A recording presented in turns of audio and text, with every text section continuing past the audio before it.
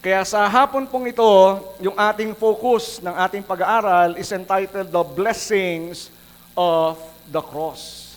Ang pagpapala ng krus. Now when we talk about the cross, we're not talking about the relic or the symbol o yung mismong krus. Wala pong kapangyarihan yun. Di ba?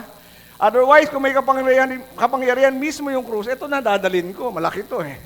Tama po. Palakihan tayo ng krus. Kasi di ba, you wear your cross. Di po ba? Sino dito may kwintas na krus?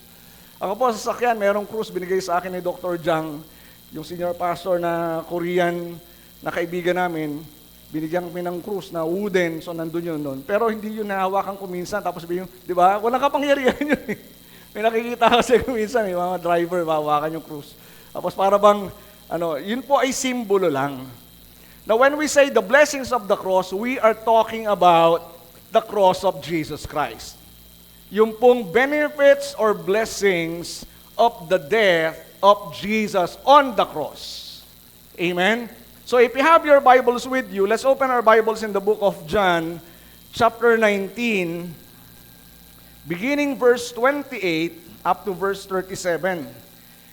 Ito po na yung mga pagkakataon na ang Panginoong Yesus ay nakapako sa krus. Okay? Nung binabasa ko nga po, talagang napakaganda, no? Na there is really no accident as far as God is concerned. Even the timeline, even the ruling empire during the time, it was all according to God's plan. No? Pati yung kamatayan ng Panginoong Yesus, even the date, okay, was chosen by the Lord. It was not an accident. Jesus did not die ng Monday, no? Di po ba? Naisip niyo po ba yun? Pwede siya namatay ng Tuesday. Kaya niya mamatay ng Biyernes. Okay, sabi rito, verse 28. Jesus knew that his mission was now finished, and to fulfill Scripture said, I am thirsty. A jar of sour wine was sitting there, so they soaked a sponge in it, put it on a hyssop branch, and held it up to his lips. When Jesus had tasted it, he said, it is finished. Then he bowed his head and released his spirit. It was the day of preparation, and the Jewish leaders didn't want the bodies hanging there the next day, which was the Sabbath, and a very special Sabbath because it was the Passover. Kita niyo po ba yung time na yun? Hindi siya ordinaryong Sabbath. It is the Sabbath during the Passover. Okay? Malaki pong significance yun. There are ordinary Sabbath na kung saan pwede namang mamatay si Jesus, but God chose this particular day na yung Sabbath kasabay ng Passover. Okay. So they asked Pilate to hasten their deaths by ordering that their legs be broken. Then their bodies could be taken down. So the soldiers came and broke the legs of the two men crucified with Jesus. But when they came to Jesus, they saw that he was already dead, so they didn't break his legs. One of the soldiers, however, pierced his side with a spear, and immediately blood and water flowed out. Verse 35, naka-open close parenthesis. Ganun din po ba sa Bible nyo? Open close parenthesis? Yung verse 35? Hindi, dire-diretso lang. This report is from, tama ba sa NASB? Dito sa akin po kasi sa NLT. This report is from an eyewitness giving an accurate account. He speaks the truth so that you may also believe. Ito po ay patungkol kay John. Sino sumulat ng Book of John? Siyempre si John. Siya yung eyewitness. Okay, he saw na tinusok, sinibat yung tagiliran ni Jesus because John was there. Amen? Eyewitness account. It's not a second-hand or third degree na kwento lang. It was an eyewitness account. Kaya sabi niya that this report is from an eyewitness giving an accurate account. He speaks the truth so that you also can believe. Verse 36, these things happened in fulfillment of the scriptures that says, not one of his bones will be broken, and they will look on the one they are pierced. And the Lord will surely bless the reading of his word. Tingnan ko lamang po, tingnan po natin na even yung pagbali, yung hindi pagbali sa tuhod ni Jesus, it was prophesied Makikita natin yun sa Book of Psalms, I think 22. Psalm 22. At ganun din, yung pong sa prophet naman, they will look on the one their peers. Pati yung pagtusok sa kanyang tagiliran. Yun po ay ipinaprophesy na many, many years ago, and Jesus fulfilled it right at this moment. Kaya sabi ko kanina, sa Diyos walang aksidente. Everything is according to His plan. Even the date itself. Ano po? So, yung blessings of the cross, sa pagpapala ng cross, apat po yan, na gusto ko pong tingnan po natin, because even until now, the blessings of the cross, yung pagpapala ng kamatayan ng Panginoong Yesus, it's still effective. Amen? Hello? May kausap po ba ako? Hindi siya lumipas. There is no expiration. Hindi rin naubusan o nanghina yung effectiveness of what He accomplished on the cross. Kaya apat yan. Yung forgiveness, the blessing of forgiveness, the blessing of provision, the blessing of victory, and the blessing of healing. And all these things, kailangan natin itong lahat. Amen? Everybody needs forgiveness. Right? Everybody needs provision. Kahit sabihin natin, meron kang pera, pero hindi naman pera lahat, tumutugon ng lahat ng bagay eh. There are things that you will need, and God is able to provide. God's blessing also includes victory. Of course, lahat tayo kailangan natin ng katagumpayan. Tama po ba? Katagumpayan sa mga problema, pagsubok na ating nararanasan. At higit sa lahat, pagpapala o biyaya ng kagalingan. Because as we live in this world, since this world is a fallen world, it's in a way a possibility na ikaw at ako ay magkaroon ng sakit. Amen? Na minsan nga wala kang bisyo, may tao nga walang bisyo eh. Bigla nagkaroon ng lung cancer. Yung pala, meron sa pamilya naninigarilyo. Di ba? Kaya sa atin, kung meron tayong pamilya o mahal sa buhay, kamag-anak na nagyoyosi, please tell them. Kasi medically speaking, yung second-hand smoke, it's more dangerous and harmful kesa rin sa mismo nagyoyosi. Kaya yung mga bata nakasisingot nito, and the effect, and the negative effect is permanent, by the way. Are we here po? So kailangan natin ng kagalingan. So apat po ito. Okay, so tingnan po natin, unang-una yung blessing of forgiveness. The blessing of forgiveness. Kaya namatay ang Panginoon. Lahat po tayo ay makasalanan. Amen? Sabi ng Romans chapter 3 verse 10, there is none righteous, no, not one. And in Romans chapter 3 verse 23, the Bible says, all have sinned and come short of the glory of God. Lahat ay nagkasala at hindi nakaabot sa pamantayan ng Diyos. Lahat tayo bagsak. At dahil tayo lahat ay nagkasala, sabi ng Romans chapter 6 verse 23, ang kabayaran ng kasalanan ay kamatayan. And since you and I, we are all sinners, hindi natin pwedeng bayaran at hindi natin kayang bayaran yung kabayaran ng ating kasalanan. The only way that you can pay for your sins, tanging paraan para mabayaran mo ang kasalanan mo, ikaw ay mamatay at may bulit sa dagatang apoy ng impyerno. That's the only way that you can pay for your sins. Amen? Hindi yan makukuha sa mabuting gawa. Hindi yan makukuha sa pag naging miyembro ka ng isang reliyon. No. That's the reason why, even from the beginning of time, God already set His Son, appointed Him, and called Him the Lamb slain from the foundation of the world. Na even before the creation, Jesus was already designated as the Lamb of God slain. Nakatalaga na siya ron. Ang ano na lamang po, kailan siya darating? Kailan niya iaalay ang kanyang buhay? And at yung binasa po natin, that was the time that Jesus finally offered His life. That's why, yung kamatayan ng Panginoong Yesus, the death of Jesus on the cross is the only means of forgiveness. Amen? Ano nakalagay dyan? The only means. Blessing number 1 na tayo.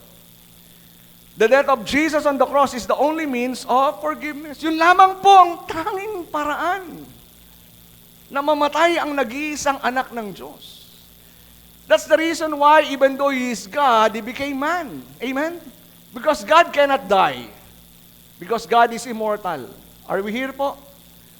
So para maialay niya ang kanyang buhay, para siya'y mamatay, para akuin niya yung kabayaran ng kasalanan mo at kabayaran ng kasalanan ko, He needs to become a man. At hindi lang siya biglang bumagsak sa lupa na fully grown man. Amen po? Kailangan niyang ipanganak.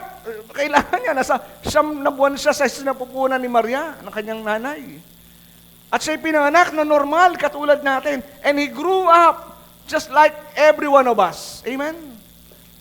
But he was the only man. Listen, siya lamang po ang nag-iisang tao na pinanganak para mamatay. Siguro kung tanong, di ba yung mga bata tinatanong, ano gusto mo paglaki mo? Ano pangarap mo paglaki mo? Di ba? Pag tinanong si Kiyon, ano ba gusto mo maging paglaki mo? Sabihin ko, paglaki ko, gagayahin ko tatay ko. Diba? Kayo ba? Di ba may ganun no? Gusto ko maging engineer, gusto ko maging doktor, di ba? Depende sa pangarap Siguro si Jesus nung tinanong, anong pangarap mo paglaki mo? Mamatay para sa kasalanan ng sanlibutan. Di ba? That's His dream. That's His mission. That's His purpose. Walang ibang paraan. Kaya sabi ng Hebrews chapter 9 verse 22, in fact, according to the law of Moses, nearly everything was purified with blood. For without the shedding of blood, there is no forgiveness. Kaya po mga kapatid, kailangan bumuhos ang dugo ni Jesus Jesus did not die through electric chair. Kaya nga sabi ko, pati yung time, yung era, na kung saan ang capital punishment is through crucifixion. Because only through crucifixion that a person will die shedding his blood. Hindi namatay si Jesus nang binaril siya, firing squad o pinana. Amen po? Kasi mula ulo hanggang talampakan ni Jesus, He was bruised. Sugat siya, punong-puno siya ng sugat. Maging mahagupit sa kanya ng latigong katad. 40 slashes or more than 40 slashes. Are we here po? Dumudugo ang buong katawan ni Jesus. Why? Ba't kailangan bumuhos? Hindi lang pumatak. Kailangan bumuhos. Kasi sabi ron, kung hindi, walang kapatawaran ng kasalanan kung hindi bubuhos ang dugo. Without the shedding of the blood. Kaya even sa Old Testament, yung tupa na pinapatay para sa sin offering, kailangan bumuhos ang dugo. And they were just symbols, they were just shadows of the things to come. Kaya nga, di ba, sabi ko kanina, yung Sabbath wherein Jesus died, are you still listening? It was not an ordinary Sabbath, it was a Sabbath before the Passover. Ano ba yung significance of Passover? We go back to the story of Moses. Nung sila ay bago lumabas ng Egypt, they celebrated yung Passover. What is Passover? That during the celebration of the Passover, yung Passover lamb kailangang patayin. Amen? At yung dugo ay ipapahid sa mga hamba ng kanilang mga pintuan. And when the angel of death passes by and sees the blood, he will pass over. Amen? Pag binasa niyo po yung book of Exodus, ang daming tupa ang pinatay. There were thousands of lambs that were killed. But take note, hindi plural ang nakalagay sa Passover lambs. Passover lamb. Because it's a shadow of what Jesus will do. At si Jesus bilang the Passover lamb must die during the celebration of the Passover. Amen? Kita niyo po yung significance? Only His death. Walang ibang paraan ng kapatawaran maliban sa ginawa ni Jesus sa krus ng Kalbaryo. No amount of good deeds can be enough to earn God's forgiveness. Imagine po, listen, kung ang tao ay maliligtas sa mapamagitan ng kanyang mabuting gawa, gaano karaming mabuting gawa ang kailangan mong gawin para ito ay maging sapat? 1 million good deeds? 1 trillion good deeds? How many? Wala. No amount of good deeds will be enough to earn God's forgiveness. As a matter of fact, sabi ng Bible, ang ating mga mabubuting gawa ay para lamang isang maruming basahan sa harapan ng Diyos. Meaning to say, they are worthless. Ano po ulit yung ating mabuting gawa? As far as God is concerned, ito ay walang kwenta, walang silbi. Marumi. Sa atin, malinis. Yung para sa Diyos, marumi. Hindi siya sapat. So, sa atin po, para matanggap mo yung kapatawaran, ng pagpapala ng krus ng Panginoong Yesus, it's the only way is for you to admit that you cannot save your sin at tanggapin mo ng may pananampalataya ang regalo ng Diyos. Amen? That's simple.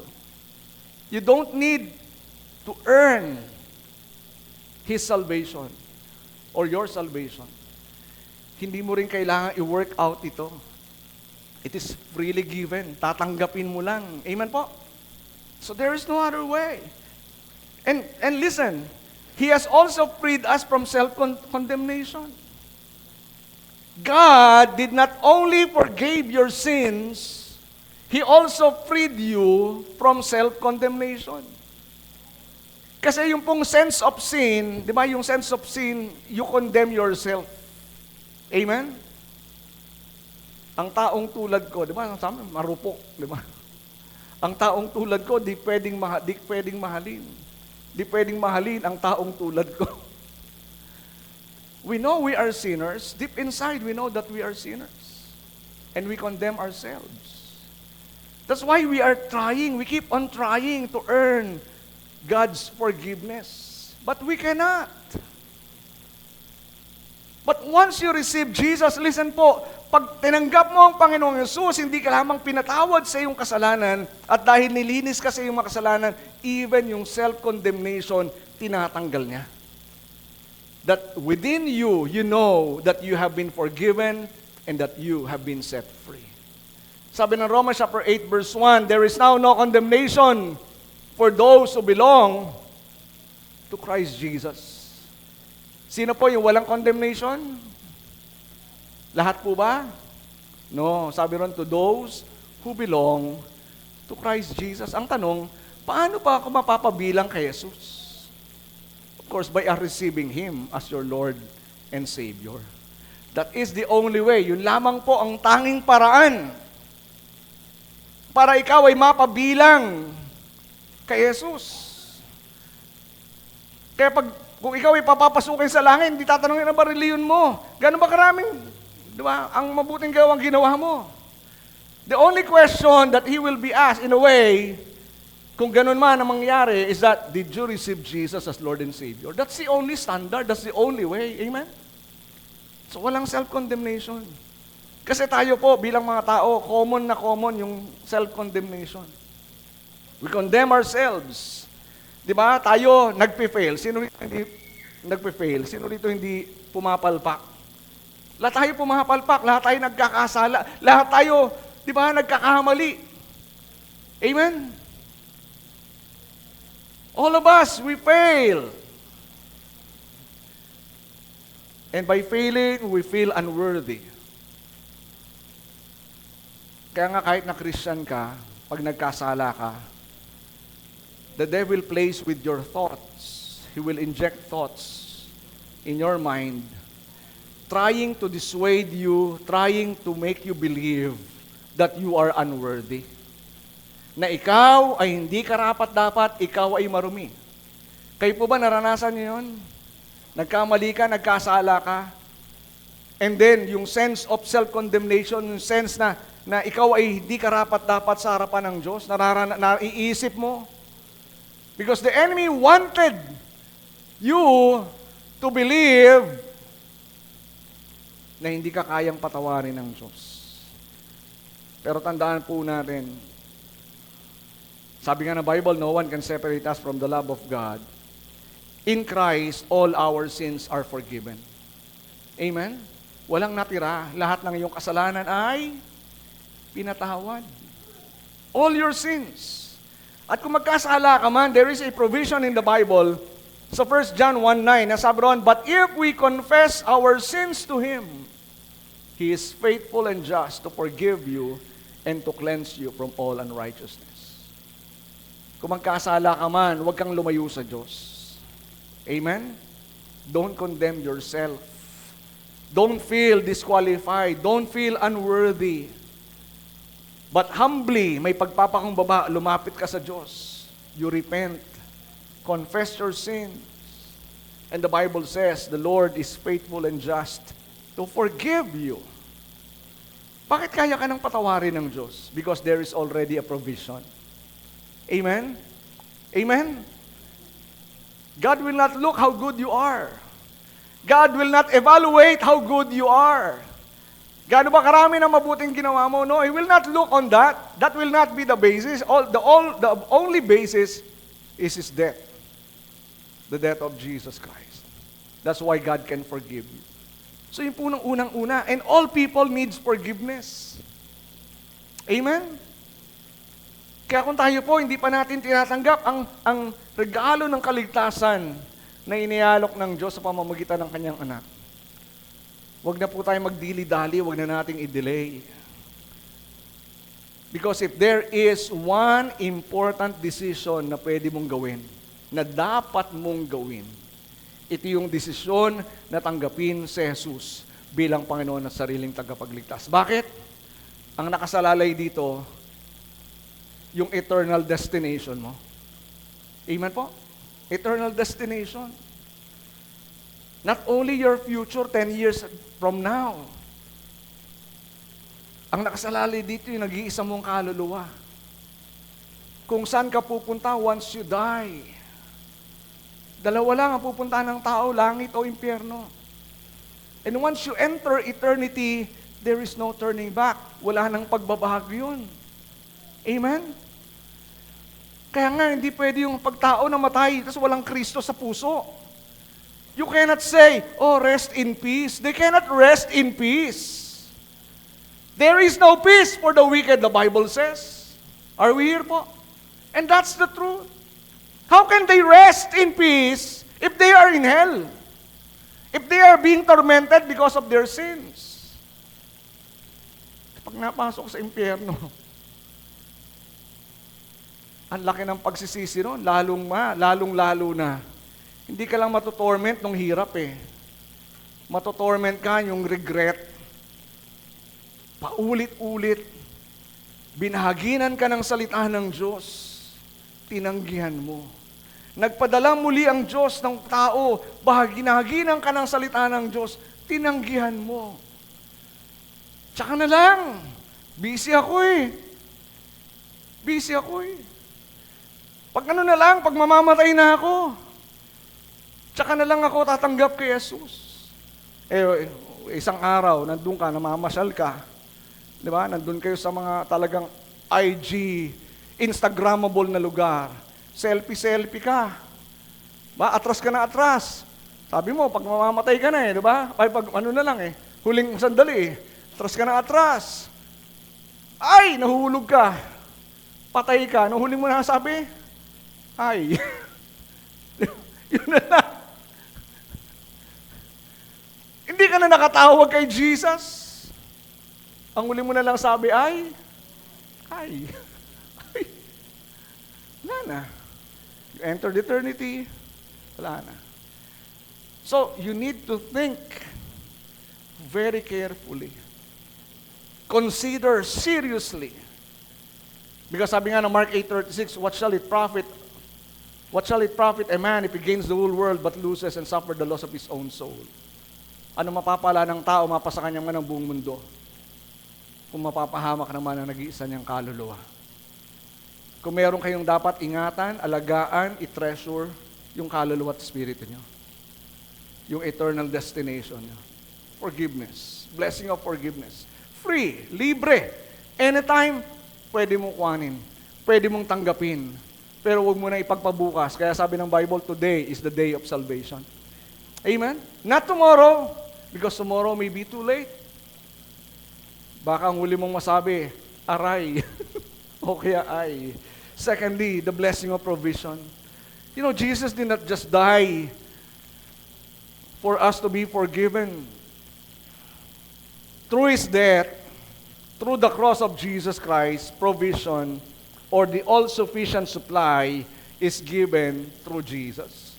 Yung ating mga pangangailangan. Di ba? There are times nangangailangan tayo, right? Financial need. Ano pa? Kung ano mang needs yan sa buhay natin. Everything in Christ. You know, sabi ni Paul sa Romans chapter 8 verse 32, because Paul is also a philosopher, yung argument niya, sabi ng Romans 8:32, since He did not spare His own Son, but He gave Him up for us all, won't He also give us everything else? It's a form of question. Amen? It's a form of question. Nung binigay ng Panginoon, ng Diyos Ama, ng Diyos, ang Kanyang nag-iisang anak, the most precious in heaven, na ibigay ng Diyos, yung bigatin sa langit. Hindi pa ba niya maibibigay yung mga ibang bagay? Amen? God was able to give His treasured possession. Ibig sabihin, the rest, madali na niyang ibigay. That's the argument of Paul. So when God gave Jesus to die on the cross, He, in effect, gave us everything we need. Are you here po? So never doubt yung provision ng Diyos. Binigay niya ang kanyang isang anak eh. Meron bang bagay na ipagkakait ang Diyos sa'yo? God will not withhold any good thing from His children. Tandaan po natin yun. Because God is a good God. He's a good and loving Heavenly Father. And whatever is good for you, that God believes is good for you, He will not withhold. So, everything in Christ. And so, it's more than redemption. Mas higit pa po ito sa kaligtasan lang. Hindi natapos doon. Maligtas ka, bahala ka na sa buhay mo, no? Everything you need is provided. So, hindi lamang yung pangangailangan mo ng kaligtasan ang ibinigay ng Diyos, maging yung pangangailangan mo pang araw-araw. Di ba si Jesus, isa sa parable siya, sa isa sa katuruan niya, di ba? Tingnan nyo, yung mga ibon sa impapawid, nagtatanim ba sila? Nag-iimbak ba sila? Ano po sagot doon? Yes or no? No. Bakit? Bakit di sila nagtatanim? Hindi sila maani, hindi sila nag-iimbak. Ano sagot? Sabi ni Jesus, dahil ang inyong amang nasa langit ang nagbibigay ng kanilang pagkain. And then Jesus said, gaano kayo kahalaga kumpara sa maraming mga ibon? Amen? Meaning to say, kung ang Diyos kaya niyang pakainin ng mga hayop, ang mga ibon sa impapawid, kaya ka rin niyang pagpalain anuman ang pangangailangan mo. Amen?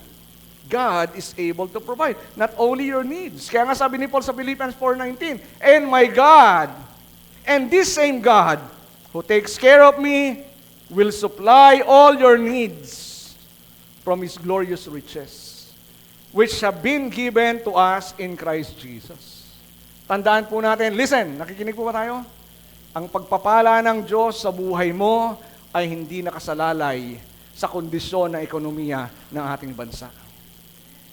Hindi nakasalalay sa sino man nagpapatakbo ng ating bansa.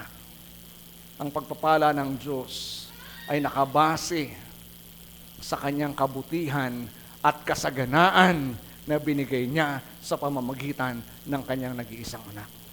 Amen? Palakpakan nga po natin ang Panginoon. Kaya huwag ka malungkot. Minsan magtataka ka, yung sweldo mo ganito lang, pero ang provision ng Diyos sobra. Right? Nung nakaraan lang, sumulat ako eh. Sabi ko, kailangan namin magtipid. Pwede po ba? Kasi dineclare sa office. Friday,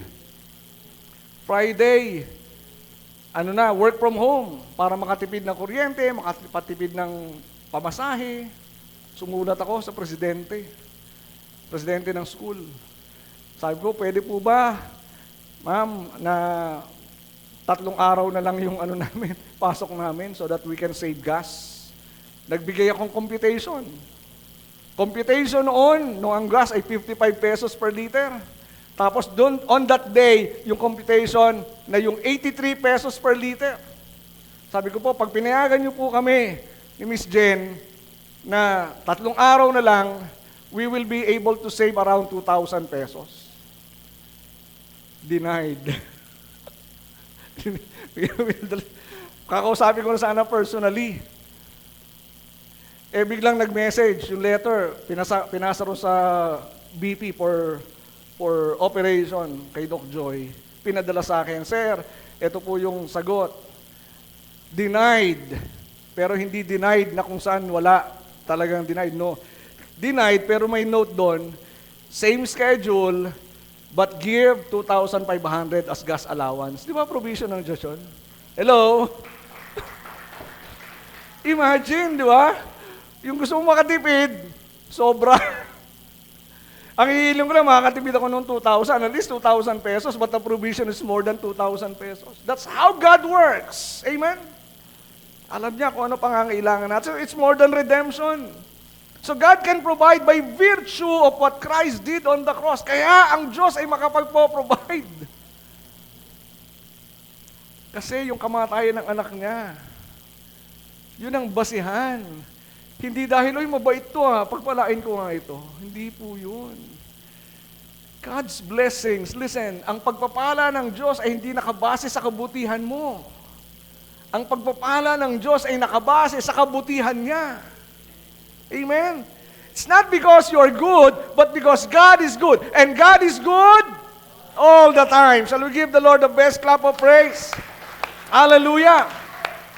Kaya sabi ng Galatians chapter 3 verse 29, and now that you belong to Christ, dahil tinanggap mo si Jesus, you belong to Christ, pumipiyok-piyok pa. Na-excite ako. You are the true children of Abraham. Napaka-significant po nito. You are His heirs, and God's promise to Abraham belongs to you. Pangako ng Diyos sa kanyang salita para sa iyo, kapatid. Dahil tinanggap mo si Jesus. Kaya nung tinanggap mo si Jesus, hindi lang kaligtasan ang tinanggap mo eh. Everything you need, God will be able to provide. Listen, ang diablo po, wala siyang pakialam kung maniniwala ka sa Diyos. Maraming mga tao, theists, meaning to say they believe in God. Di ba, atheists, they don't believe in God. But there are people who are theists. They believe that there is a supreme being. Okay, naniniwala ka na may Diyos, sabi nga ng Bible, di ba? Okay, ang mga demonyo nga, naniniwala rin may Diyos at nanginginig sila. There is a difference between believing that there is God at yung naniniwala ka na ang Diyos may magagawa sa buhay mo. Ang diablo, wala siyang pakialam kung maniwala kang may Diyos. At long as wag kang maniniwala na meron siyang kayang gawin. Nandito po ba tayo? Maraming tao naniniwalang may Diyos pero hindi nila binaniniwalaan na ang Diyos merong pwedeng gawin. Kaya madalas ko sinasabi, pag may problema ka, oportunidad yan para maranasan mo ang kanyang biyaya. Pag may pagsubok ka, ang dapat mong sabihin, may magagawa ang Diyos. Huwag mo sabihin na, wala nang pag-asa. Di ba? Wala na, end na, tapos na. Hindi. Ang sasabihin mo dapat, kahit na overwhelmed ka na ng pagsubok, ng pangangailangan, ng problema, ang sasabihin mo, may magagawa ang Diyos. Sabi mo sa katabi mo, may magagawa ang Diyos. Di ba? So that's a blessing of provision. Thirdly, the blessing of victory. So hindi lamang forgiveness, pagpapala ng kapatawaran, pagpapala ng pagpapala ng katugunan ng ating mga pangangailangan. Pangatlo po, pagpapala ng katagumpayan. In His death, Jesus accomplished victory for us. Pagpapala ng katagumpayan. We are victorious. We're not living towards victory. We are living from the position of victory. You are already victorious. Amen? Victorious, you are already victorious. By the way, balikan ko lang sandali yung kanina yung number 2, yung provision. Kaya sabi ko kanina, di ba, Sabbath, Passover. Ano ba ang Sabbath? Di ba, it's a day of rest. Sabihin, si Jesus, nung namatay siya, sabi niya, it is finished. Amen? It is finished. Parang when God worked everything on the sixth day, He finished everything, and on the seventh day, He rested. Right? Sabi ni Jesus, naganap na, it is finished. My work is done. And then He rested. He rested in the grave, in a way. And then on the third day, resurrected from the dead. Ano significance ito sa atin? Tayo rin, we need to be at rest. Jesus' work is already done. Finished. Wala kang pwedeng idagdag. Amen po? Kaya kung may pangangailangan ka, the promises of God is done. It's a done deal. God will bless you, not because you're good. He will bless you because He wanted to bless you. Because of Jesus Christ. Yun po yun eh. So all we need to do is not to be restless, but to rest. Not to wrestle, but to nestle. Amen? Your scarcity can be turned to sufficiency because of God's provision to Christ. Amen?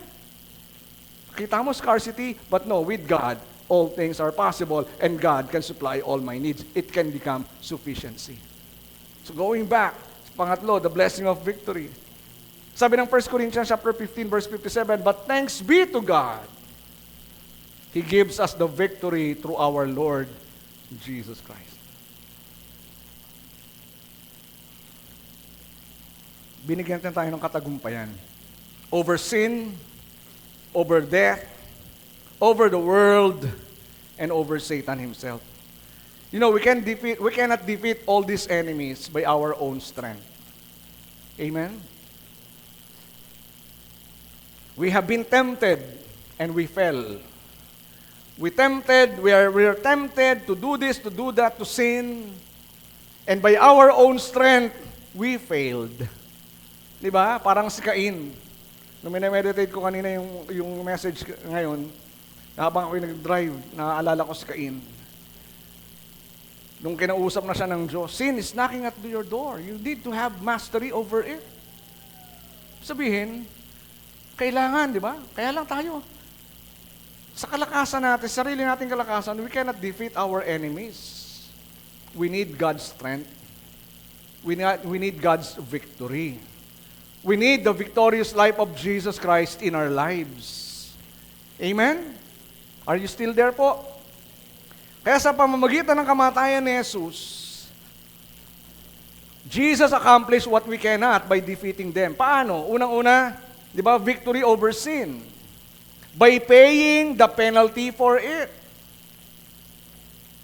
Di ba, the power of sin is the law. Kasi ganun yun eh, death, saan galing ang death? Through sin. Saan galing ang sin? Sa law. Because there is no knowledge of sin without the knowledge of the law.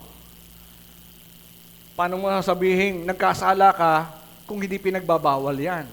Amen? Right? So, tayo po, yung kapangyarihan ng kasalanan, nagapian ni Jesus, and we have overcome sin also because Jesus paid the penalty of sin. And also, we have victory over death. Katagumpayan sa kamatayan. Well, there is a possibility that we may die physically. Amen? Hello? But death is not the end. For a Christian, madalas ko nga sinasabi, for a Christian, death is just like a dressing room. Magpapalit ka lang ng damit. Di ba? Yung mortal being mo, papalitan mo lang ng immortal. Ubarin mo yung mortal body mo, papalitan mo ng immortal body. Because death is not the end. Your life will continue. And because you have Jesus Christ, death has no power over you. Kaya sabi ni Paul, di ba sa 1 Corinthians, oh, death, where is your sting? Right? At yung conclusion nun, yung verse 57, death, where is your sting? And then he said in verse 57, but thanks be to God who gives us the victory through Christ Jesus. Kaya para sa isang Kristiyano, hindi tayo natatakot sa kamatayan because death is not the end. Once you die as a Christian, you just enter eternity into the kingdom of God. Amen? Hello? Kaya kung ikaw natakot ka sa kamatayan, baka wala kang assurance ng kaligtasan. Kasi ako po, bago ako ma-born again, takot na takot ako sa kamatayan. Hindi nga ako makatulog eh. Bata pa lang ako, elementary, hindi ako makatulog. Minsan umiiyak ako. Kasi nanaginip ako na impyerno. But when I became a Christian, I no longer fear death because I know that when I die, I will enter the presence of the Lord. Sabi nga ni Paul, di ba? For me to live is Christ, but to die is gain. Amen? Parang ayaw nyo na mag-amen. Do you believe that? Death has been swallowed up in victory. Jesus died, and after 3 days, He rose again from the dead. Actually, ang kamatayan, walang kapangyarihan kay Jesus eh. Si Jesus po, listen, kung si Jesus, hindi niya give up yung kanyang spirito. 3 buwan na, nakapako pa rin si Jesus, hindi pa rin siya patay. Are we here? Because death has no power over Him. Kahit ubos na yung dugo niya, will He still breathe? Will He still live? Yes. Kaya lang namatay si Jesus physically, nung sinabi niya, it is finished. And then He gave up His spirit. Parang ang Panginoong Jesus, He stared death at His face. Hey, you don't have power over me. And in 3 days, gustuhan man o ayaw man ng kamatayan, si Jesus bumangon na maguli. And His resurrection, next week, Resurrection Sunday. Alright? And that's our hope. So defeated death, by dying for us, we have eternal life. Kailan nagsimula ang eternal life? Kailan nagsimula ang eternal life nyo? Kailan? Kailan magsisimula? Pag namatay ka? No. When you receive Jesus as Lord and Savior, doon nagsimula ang eternal life mo. Sabi ng John 3:16, listen, for God so loved the world, that He gave His only begotten Son, that whosoever believes in Him will not perish, but have everlasting life. Sino rito may buhay na walang hanggan? Taas ang kamay. Yung iba, buhay lang. That's why importante eh. Di ba? Importante. Well, listen, pag namatay ka, meron ka pa rin namang buhay na walang hanggan. Kaya lang, sabi nga ng Bible, dalawa lang pupuntahan ng tao, langit o impyerno. Right? Pareho namang buhay na walang hanggan yun eh. Kaya lang, kung nasa langit ka, you enjoy the presence of God. You enjoy His goodness. Sa impyerno, buhay na walang hanggan din, but you are being tormented. Walang graduation doon. After 1 trillion years, hindi magpapatawag ng graduation day. Graduate ka na. Di ba? Hindi. At pupunta ka na ng langit. No.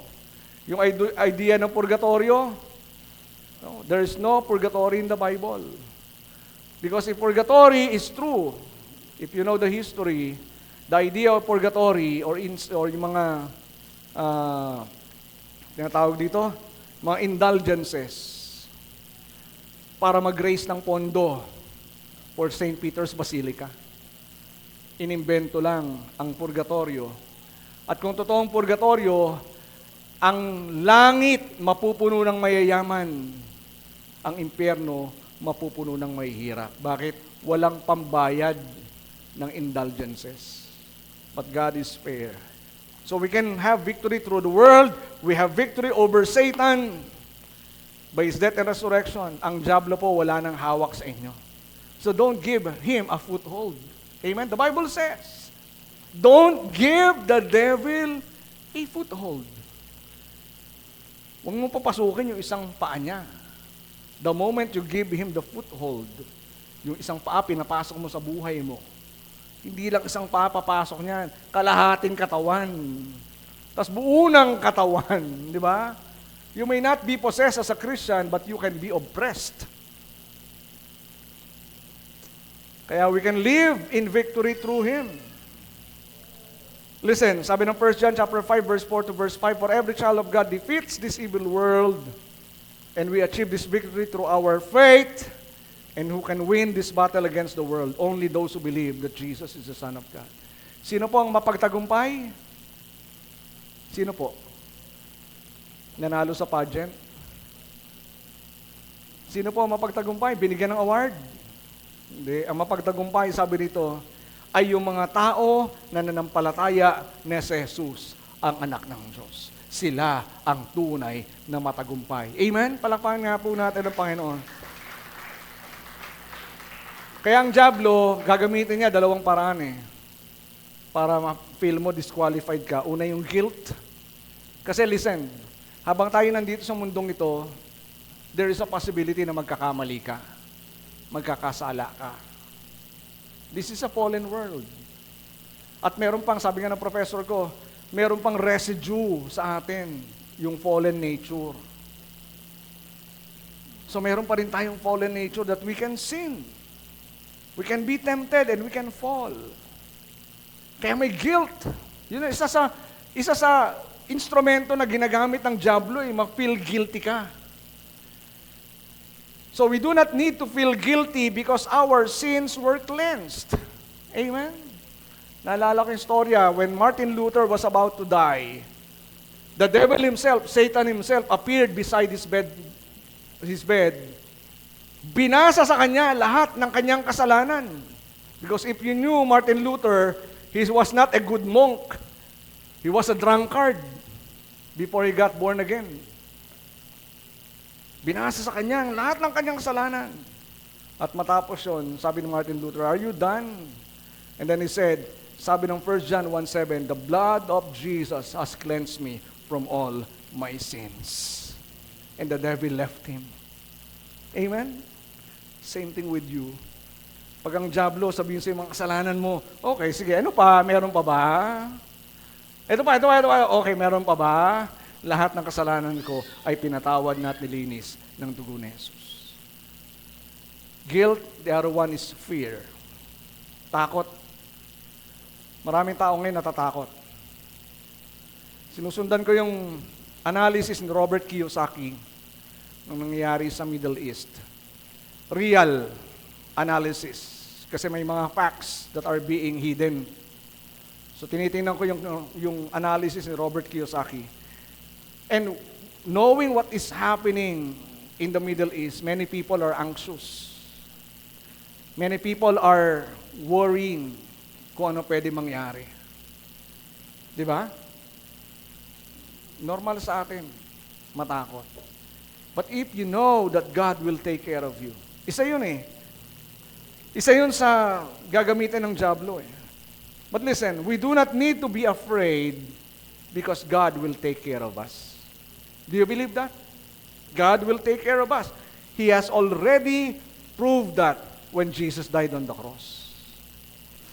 Kaya nga po, both guilt and fear were neutralized sa buhay natin when we trust the finished work of Jesus Christ. Do you believe that Jesus' work is finished? It's done. It is finished. And lastly po, the blessing of healing. Now listen, as long as we are in this world, paulit-ulit kong sinasabi, di ba? May pagsubok, minsan nagkakasakit tayo. Amen? Minsan nagkakasakit tayo dahil sa mga kinakain natin. Okay. Kaya sabi nila, you are what you eat. No, kaya lang proper diet. Masarap Noon nga, many years ago, we attended isang seminar before ng mga pagkaing bawal at hindi mabuti sa kalusugan. Habang nakikinig kami ng mga kasama kong mga kabataan, mga youth pa kami noon, sabi namin, ano na lang kakainin? Ano kakainin? Lahat bawal. Diba? Pero, despite all that, listen, ang nais ng Panginoon sa atin, makaranas tayo ng kalusugan, wholeness. Sabi ng 3 John 2, I wish above all things that you may prosper, even in good health, as your soul prospers. Amen? Ang nais ng Diyos, hindi lamang yung kaluluwa at spirito mo ang pinagpapala. He also wanted you to prosper physically. Kalooban ng Diyos. Kaya tayo rin mismo, listen, kailangan natin alagaan yung katawan natin. Amen po? Parang 3 na lang yung tumuo. Tama po ba? We need to. Templo ng Espiritu Santo yan eh. So, going back sa blessing of healing, God established the principle of healing in the death and resurrection of Jesus. In-establish ng Diyos. He Himself established Himself as the healer of His people. Listen, Jesus died bruised and broken, but He was raised, healed, and whole. Si Jesus, di ba, nung namatay siya, puno siya ng sugat. Tama po? Mula ulo hanggang talampakan, ulo, koronang tinik, likod, katawan, latigong katad, parehong kamay, pako, parehong paa, pako.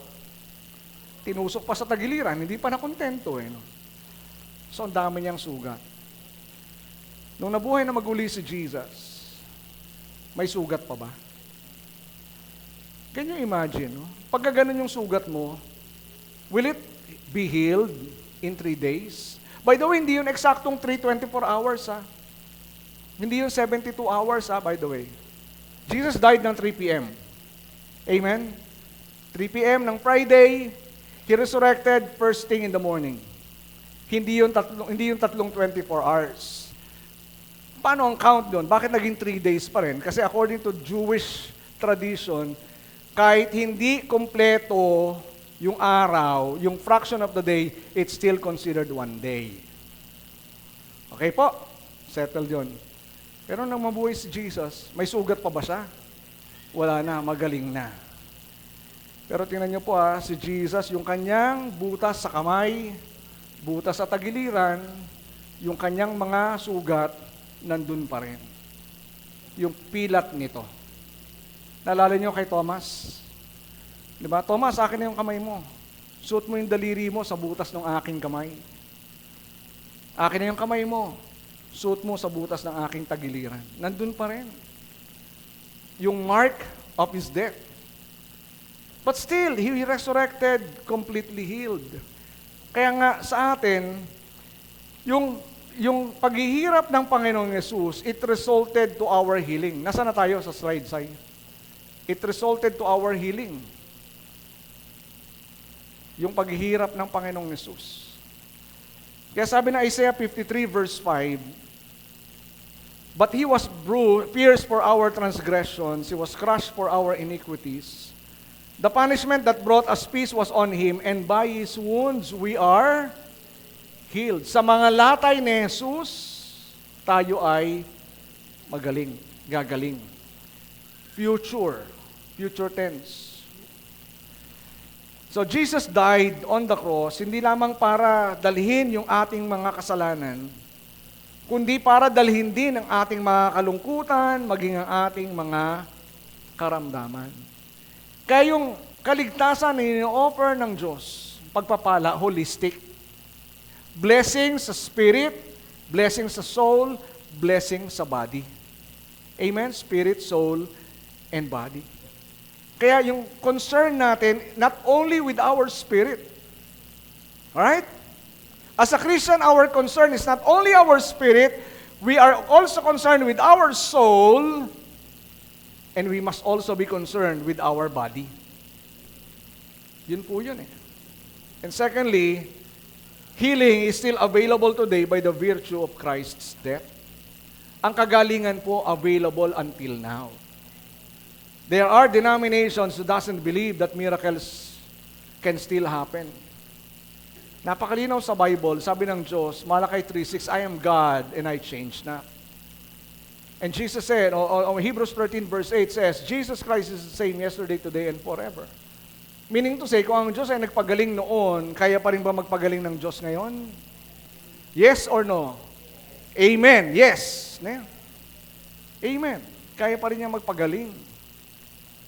Kaya sabi po ng 1 Peter chapter 2 verse 24, He personally carried our sins in His body on the cross so that we can be dead to sin and live for what is right.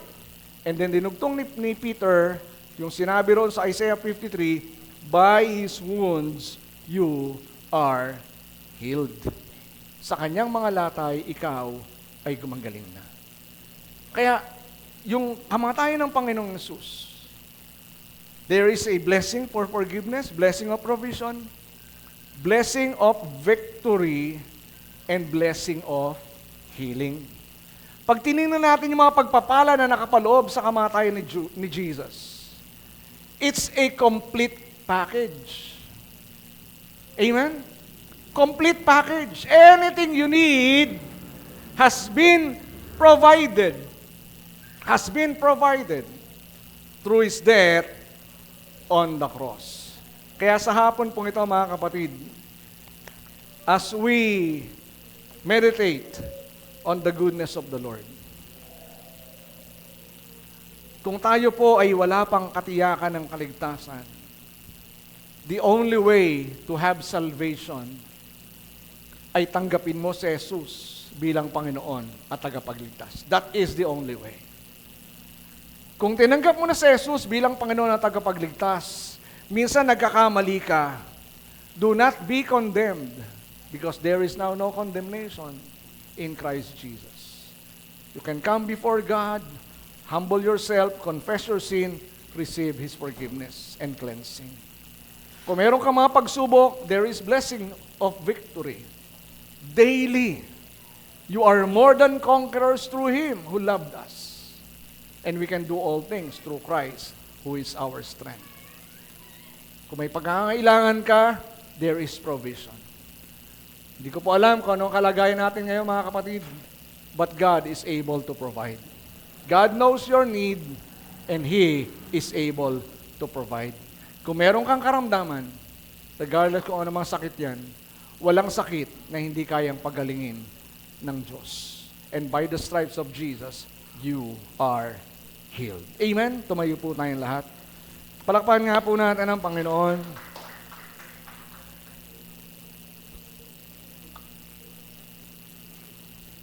Sa hapon pong ito,